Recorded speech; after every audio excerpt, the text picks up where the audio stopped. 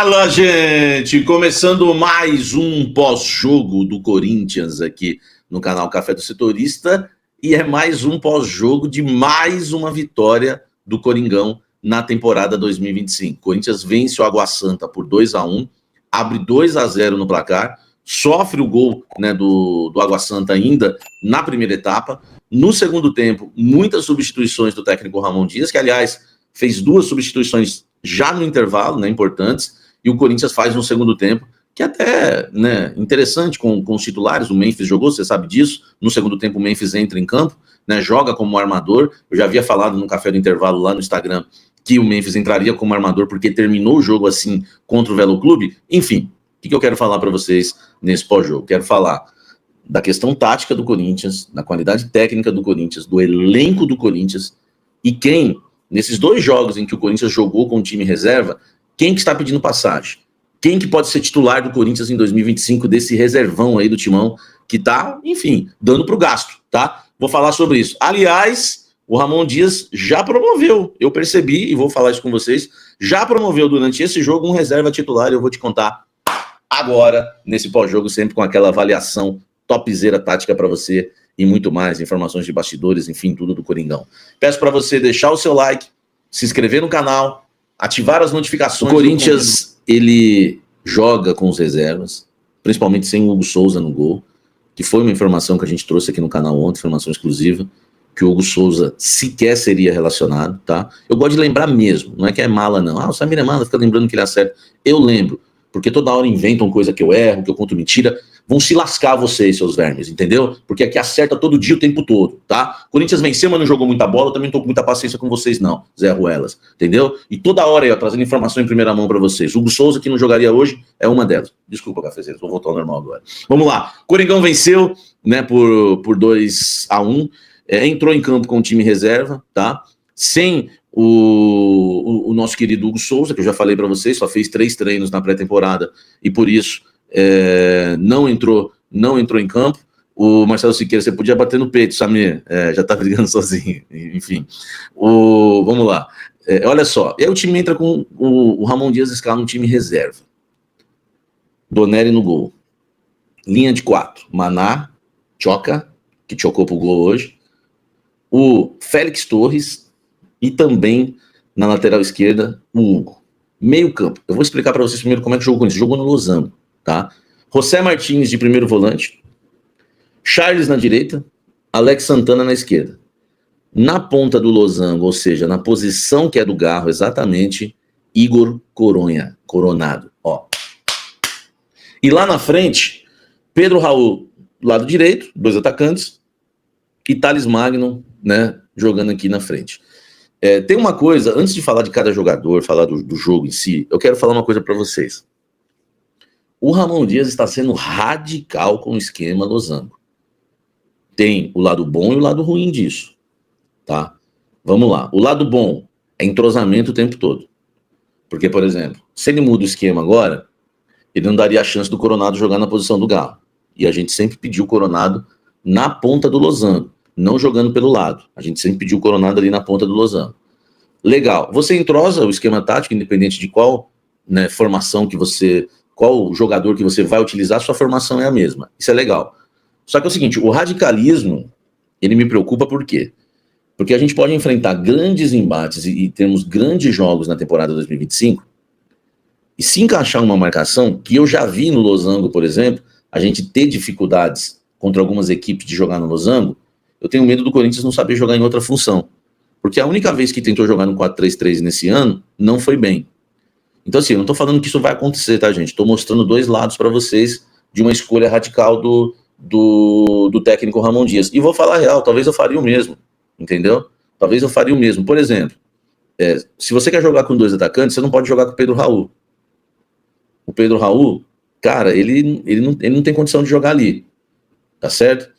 Então você poderia testar um 4... Você não precisa testar o 4-3-3, porque o 4-3-3 você ia deixar 3 volantes aqui e 3 atacantes ali, aí você não tem meia, ou você vai trabalhar com os volantes de meia. Você poderia testar muito bem, só para a gente ver um pouquinho, né, eu como se estivesse falando com o Ramon, um 4-2-3-1 também. Porque aí você jogaria, por exemplo, hoje com Alex Santana e José Martins, aí você abriria na direita Terminou o Carrídio, Coronado, Thales e Pedro Raul lá na frente. Por exemplo, Pedro Raul se daria melhor nessa função. Então, o 4-4-2, eu gosto do Losango, eu acho que o Ramon tá certo em manter, mas eu acho que ele deveria testar um 4-2-3-1 de vez em quando, eu tô indo além, tá, gente? Pensando lá na frente. Não tô falando do jogo de hoje. Ele poderia pensar numa variação tática, tá? Numa variação tática que pode precisar, né, no jogo lá na frente, enfim, em que o Corinthians possa, enfim, enfrentar alguma equipe com mais dificuldades. No jogo de hoje, ele vem com José Martínez, Charles, Alex Santana e lá na frente o Coronado atrás dos dois atacantes. Coronado, para mim, de novo, né, o principal nome do jogo do Corinthians.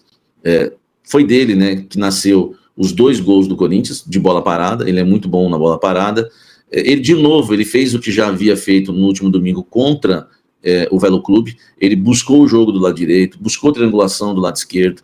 No lado esquerdo ele achou mais o jogo, ele gostou até de ficar mais por ali, você percebe, porque ali as coisas começaram a fluir para ele, porque o Alex Santana sabe o que faz com a bola, o Thales também sabe o que faz com a bola, então ele começou a se ajeitar mais ali do lado esquerdo, mas também buscou triangulações do lado direito sem muito sucesso, porque o lado direito do Corinthians era o lado mais fraco. Tinha Pedro Raul do lado direito, no lado ofensivo, Charles um pouco atrás, e um pouco mais atrás ainda para piorar o Léo Maná. Né? Mas eu acho que o Charles ainda foi pior que o Léo Maná no jogo de hoje. Então, do lado direito, tá?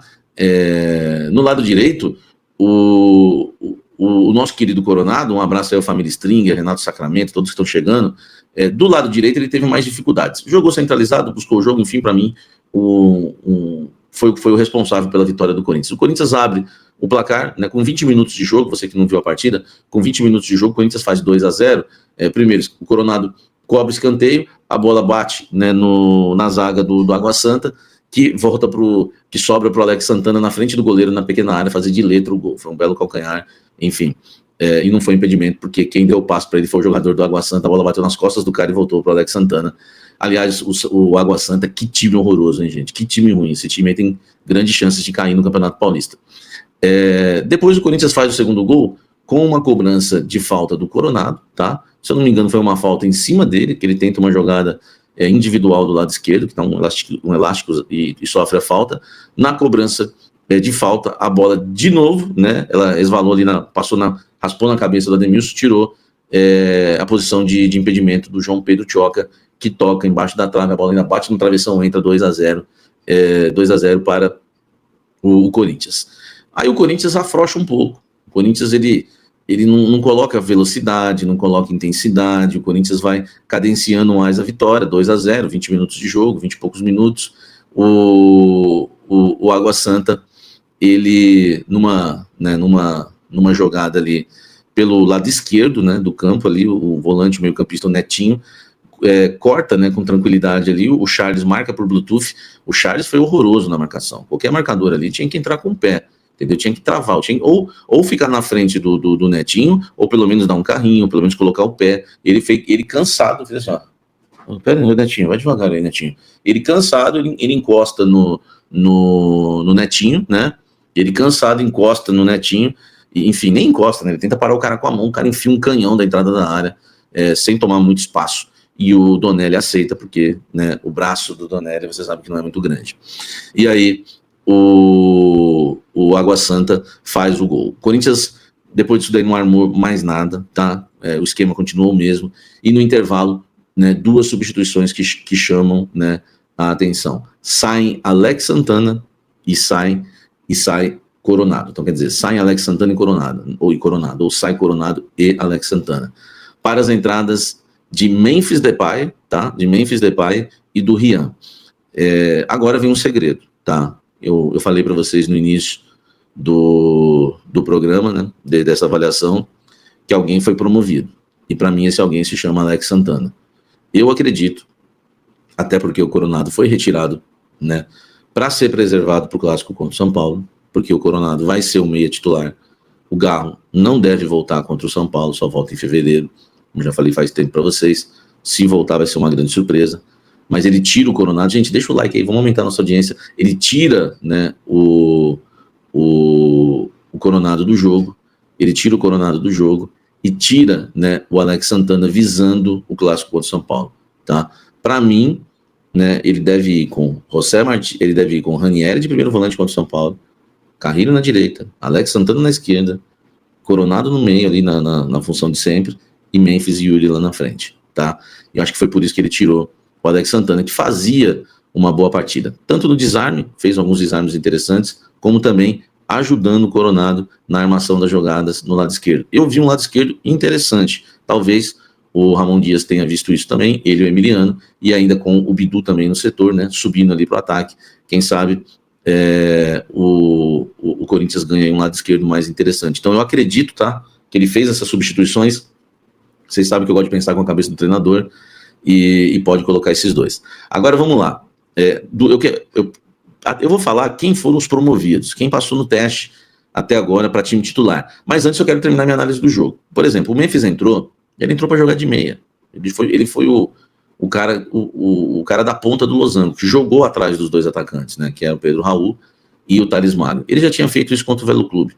Né, o Memphis entrou para jogar centralizado.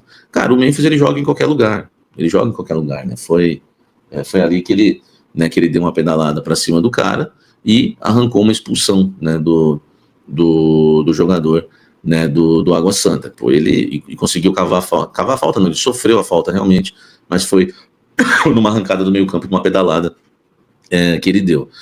Só que é o seguinte, eu ainda prefiro o Memphis jogando no ataque, tá? Mas eu gostei do Memphis ali, ele pode ser o substituto do Garro. Não. O Corinthians já tem dois meias excelentes, que é Garro e Coronado. Então não vamos inventar o Memphis ali. O Memphis ele é um meia, é um meia, interessante. Só que ele de atacante, ele é um baita atacante, e durante a partida, por ele não ser um jogador posicional, ele vem para o meio muitas vezes, ele fez isso, né? Veio para o meio, deu assistências para o Yuri, enfim, para o Garro, inclusive, ele fez muito isso na temporada passada. Então eu prefiro ainda, né, o nosso... Gente, vai deixando o like aí para a gente aumentar a nossa audiência. Eu prefiro ainda o nosso querido Memphis no ataque, tá? No ataque. Ele já tinha inventado o Romero, né? No jogo contra o Red Bull Bragantino de meia, não deu certo. E aí, até que deu certo, até jogou bem o Romero ali de armador, né? Contra o Red Bull Bragantino. Mas nada que também fosse de encher os olhos. E hoje, o Memphis também. E aí, o Corinthians joga no 4-4-2, depois ele tira o Charles, para mim o pior jogador do Corinthians na partida, coloca o Carrilho, ele tira o Hugo, coloca o Diego Palacios, que eu vou falar daqui a pouco dessa estreia do Palacios, e o Corinthians termina o jogo pressionando o time da Água Santa e vendo o goleiro do Água Santa, que é melhor que o nosso, o Donelli, fazer grandes defesas, senão o Corinthians tinha feito 3, 4, né, quem sabe até 5. Beleza? Vamos agora avaliar jogador por jogador, e eu falo para vocês quem pode ter mexido com a cabeça do técnico Ramon Dias, tá? O goleiro Donelli, esse não mexeu com a cabeça de ninguém, nem com a minha, nem com a sua, nem com o pessoal da... Né, enfim, ia falar aqui, o pessoal que acompanha a gente aí, nem com a cabeça deles mexeu.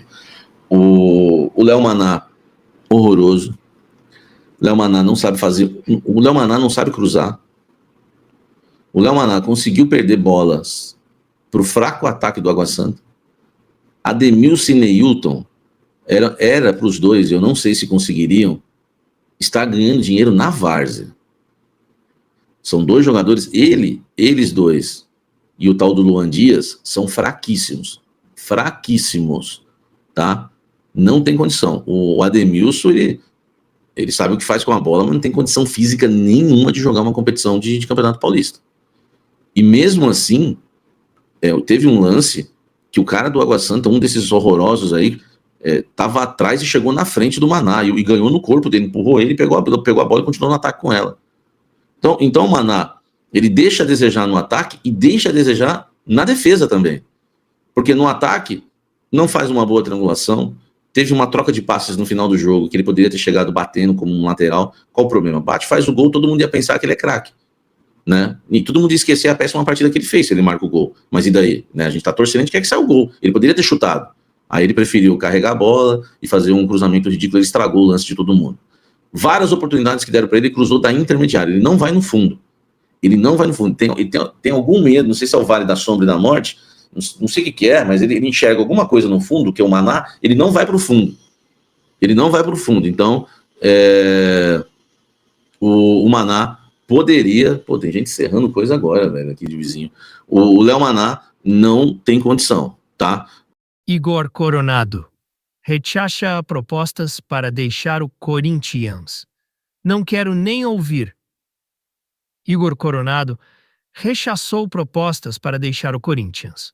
O meia estreou no último ano de contrato dele pelo clube no último domingo, quando marcou o primeiro gol do Timão na vitória por 2-1 contra o Velo Clube, pela segunda rodada do Paulistão.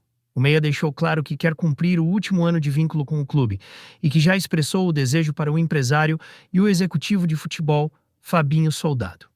Não.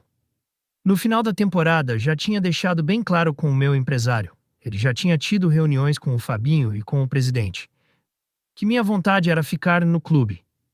Iniciou Coronado em entrevista na Zona Mista após o jogo. Desde quando eu vim para o Brasil, fiquei feliz de estar vindo para o Corinthians.